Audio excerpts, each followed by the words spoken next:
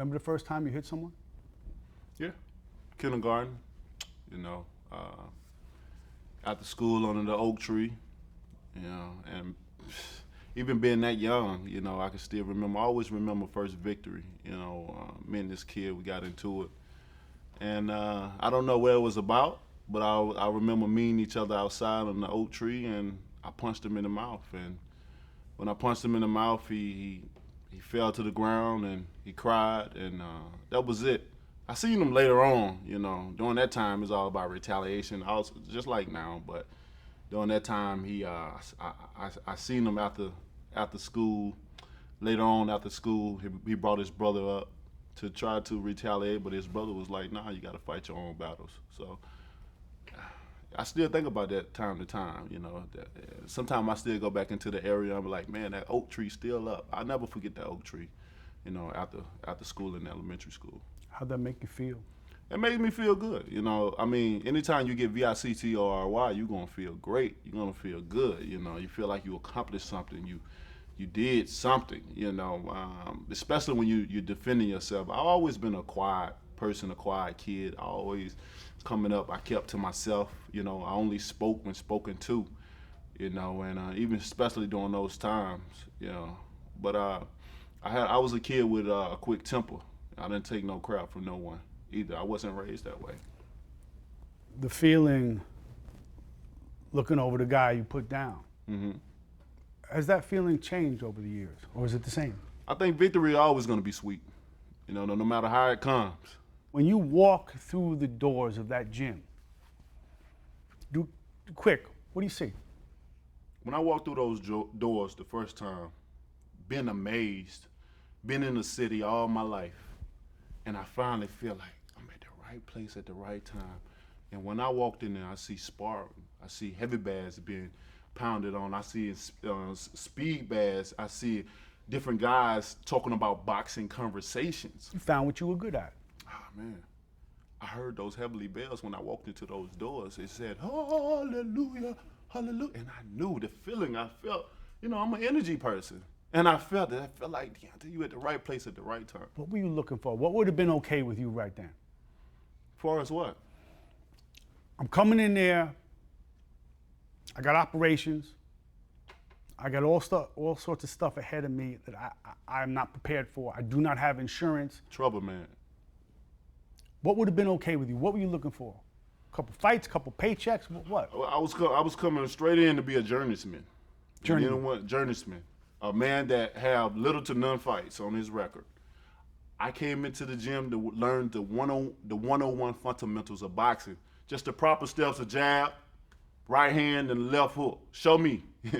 And then when you show me that and I get it, just throw me out there. I wanted to be a man that you just throw me out there because I needed money. I needed money for this daughter. If I would have told you at that time, go fight Kimbo Slice in the street, you would have done it. I would have done it. I would have done it. And come up to how I came up, fighting was nothing to me. That's nothing I ever feared.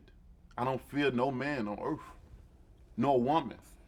But I do serve a higher power. What did Jay see in you? When Jay first saw me, you know, I was coming in probably $195. Mm-hmm. In his mind, he said the basketball court's down the gym. Down the street. He was saying the basketball court was down the street because he's seen so many kids come in and have the same mentality, have the same mindset as I. This is what I want to do.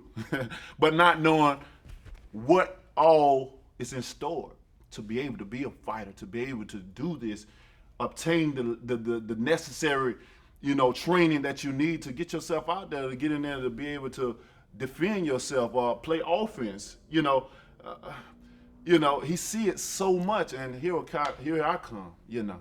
Do you remember the first time you put a guy down in the ring? Most definitely. And I put a nice size, you know, heavyweight that we had in the gym at the time. You know, I dropped him in the first couple of seconds of the first round of sparring. It was a shock at first. You know, I'm not going to even lie. It was a shock at first because I was only in the gym maybe 3 months at that time. You know, I was advancing, passing all expectations. And now you're back on the oak tree. Yeah? Yeah, man. Yeah, Do you believe that you were the most powerful heavyweight there's ever been? I definitely believe that.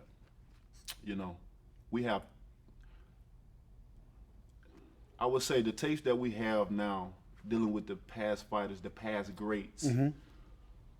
I mean, easy to understand that, easy to see that. Maybe somebody slipped through the cracks. Maybe it's someone we don't know, that didn't have that opportunity to really show. Maybe something happened, they got locked up, they died or something like that. But as of now, I'm talking about all, because I wrote this thing, say you could look at this all time, and I make this argument that there's never been a more destructive I weapon. really feel like I'm the hardest when hitter you- punch in boxing history, period. When you see, who do you look, because I look at on the tapes, Marciano, Foreman, Tyson, Dempsey. Most of those shots are short. Yours is long. It gathers like a whip. Correct. What do you see when you see those guys, and how do you compare it to yourself? Well, when I see those guys laying guys out in punches and bunches, combinations of punches. But when you see me, I set my guy up, and they call me the one hit man. So it's a difference between combinations of punches, welding your man, tiring your man down and welding on him and knocking him out. Then compared to someone hitting a guy with one right hand and they fall in their body doing something dramatic that it don't normally supposed to do. When did you know what you had is different? Well, as far as professional, far as a professional level is concerned, I think around about my 12th or 15th fight, I realized that I had something here going. I didn't want to jump the gun. I didn't want to get the big head of what's going on. I knew that I was a young pro, but around that time, I started telling myself that, I may have something here. The knockout you're most proud of? Knockout I'm most proud of, it's a lot of them. Man, I got a 43-0.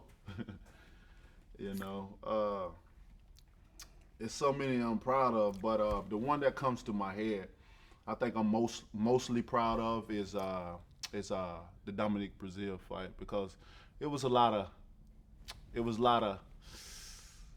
talking going on. There was a lot of different. We had bad blood. We had real bad blood. He wasn't the first fighter that I had real bad blood against, but in this situation, like it went on so long, and he had a fabricated story about me coming in, bullying him, coming in,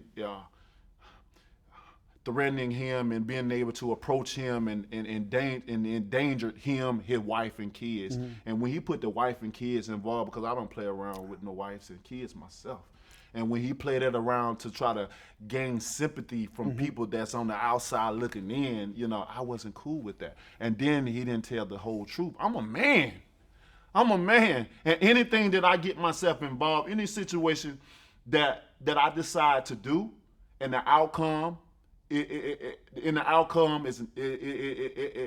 caused me to have to suffer the consequences behind my actions. I'm a man. I can accept that.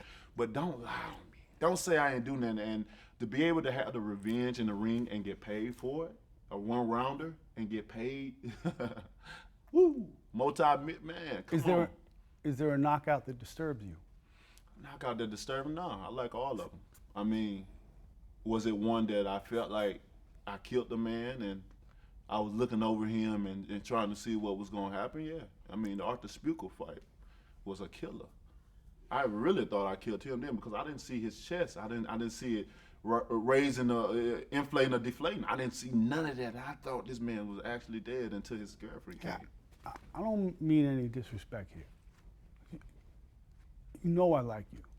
I think you do. I hope you do. I know you're a good father, and I know you believe in the sanctity of life. But who is the guy I want to body? That don't seem like you.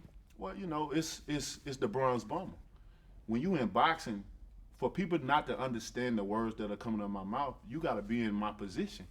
You got to be in boxing. You got to understand that when you in this sport right here, this is a gladiator sport. This is a man's sport. And if you ain't never been in it, you can never understand the feeling of getting in and putting your life on the line. Putting your life on the line. Another man is trying to take your head off. So what you gonna do? You can't be equal as nice to him. You gotta be You got to be more. Your mentality, your mindset has to be way more than his. If you're trying to come and take me out, then I got to take you out. But I'm going to do it in a way worse way than you can even imagine. So, of course, I don't take offense at people, anybody, having any type of emotional feelings towards anything I say. Because they don't walk in my shoes. They're not into what I'm into. They don't put their life on the line like I do each and every time. But I saw your reaction when guys passed last year, and it was the sensitive, good Deontay. I mean, that's the outside of the ring Deontay. I mean, I'm always have some type of passion or some type of feeling towards anyone that does what I do that pass away. I mean, I'm human at the end of the day. You know what I'm saying? Outside of the ring, when I'm Deontay Wilder, of course you're going to have some type of sympathy because a warrior has fallen. A warrior has given the world his energy inside of the ring. We risk our lives for others' entertainment. And people don't understand. They don't understand that. So when you do see a man, a warrior, fall, that gave everybody that, that they gave his life for others' entertainment, of course you're going to feel some type of way. No regret about I want a body? I don't regret nothing I say. Because I say what I mean and I mean what I say. And I want even my opponents to take heed to what I say. Most things that I say, it comes to pass. I don't say it for no reason. This is not to promote the fight. This is not to hype it up. This is how I feel. When I'm in a state of being a boxing that's the bronze bomber, I mean what I say. Anybody can take it how they want because at the end of the day, you're going to get dressed, you're going to pay your money, and you're going to come to try to see someone get knocked out. That's the whole anticipation of coming to especially a heavyweight title fight. Especially this one. Somebody want to see their brains. Somebody want to see somebody's brains get knocked out of their head, and how nasty that may seem, or how cruel, it may seem for a fighter to say what he want to do. You getting up to go see it, so you just as guilty as the one saying it. So, if someone calls you out on that, they're a hypocrite. Yeah, you come to see it. This is what they want to see. They don't want to see 12-round fights, and if they don't see the knockout, just imagine if I start not knocking guys out because I'm feeling some type of way. I don't want to hurt nobody. This is Deontay Wilder inside the ring and outside the ring. You know what? I done had an epiphany. I done had a change. I had a different change of thought in mind. I'm just going to try to box my man for 12 rounds. You think anybody going to accept that? 12 years I've been mesmerizing people from the knockout. 12 years, and that's what they want. That's what they ask for. That's what they yearn for. And if I go in there and just tap, tap, tap, hold, grab, tap, tap, tap, man, I get booed out of the arena. Thanks for watching ESPN on YouTube. For more sports highlights and analysis, be sure to download the ESPN app. And for live streaming sports and premium content, subscribe to ESPN+.